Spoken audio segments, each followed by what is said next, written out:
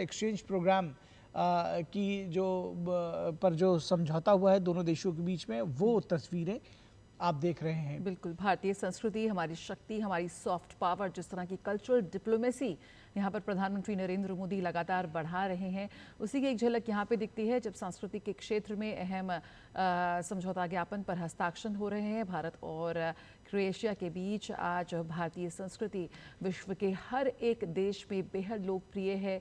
बात हो योग की, आयुर्वेद की, या फिर जिस तरह से भारतीय समुदाय इस पूरे विश्व के विभिन्न कोनों में मौजूद रहकर भारत को भी अपने साथ वहां पर जिंदा रखता है। भारतीय समुदाय, भारतीय डायस्पोरा जो जिस देश में रहता है वहां उनकी इकोनॉमी में तो ज़रूर कंट्रीब्यूट करता ही, साथ ही ब्रांड इंडिया को भी एक इंडियन एम्बेसडर के रूप में भी वहां पर रहता है। और यही तो खास बात है भारतीय संस्कृति की कि किस तरह से भारतीय संस्कृति आज पूरे वैश्विक मंच पर भारत को एक अलग पहचान के साथ और भी मजबूती प्रदान कर रही है। बिल्कुल, भारतीय जहां जाते हैं एक तो वहां की जो संस्कृति है उसमें रच बस जाते हैं, और उसके साथ जैसे आपने कहा कि ब्रांड इंडिया की अपनी एक चमक, उसकी एक धमक, उसकी जो तमाम डाइवर्सिटीज़ हैं उसको प्रेजेंट करते हैं जिस भी देश में जाते हैं। तो भारतीय जहां भी जाते हैं अपना एक मुकाम तय करते हैं उस पर्टिकुलर देश की के निर्माण में, उसकी अर्थव्यवस्था में, उसके व्यापार में, और तमाम जो क्षेत्र है, विविध क्षेत्र है, उसमें उस देश को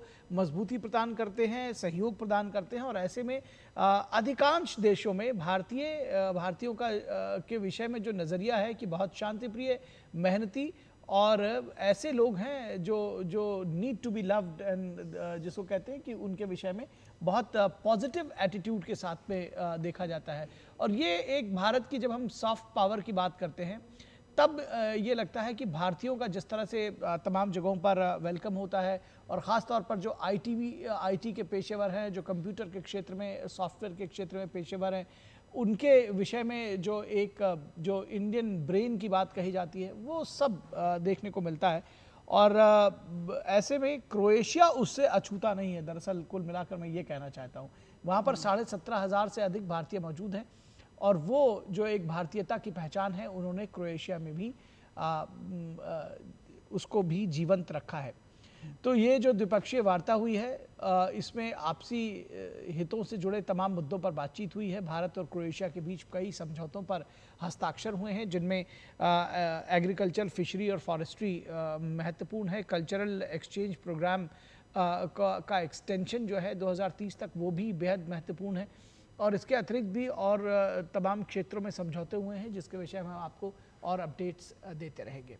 तो मत्स्य पालन और फॉरेस्ट्री के क्षेत्र में समझौता हुआ है, उसके अलावा सांस्कृतिक आदान प्रदान को लेकर के दोनों देशों के बीच में समझौता हुआ है। बिल्कुल, और जिस तरह की आत्मीयता और बॉडी लैंग्वेज इस वक्त हम देख रहे हैं दोनों ही शीर्ष नेताओं के बीच, यकीनन वैश्विक शांति की बात हो या विकास की बात हो या वैश्विक मंचों पर सहयोग की बात हो, तो जाहिर तौर पर है कि भारत और क्रोएशिया कहीं ना कहीं एक ही जगह पर साथ खड़े हुए नज़र आएंगे।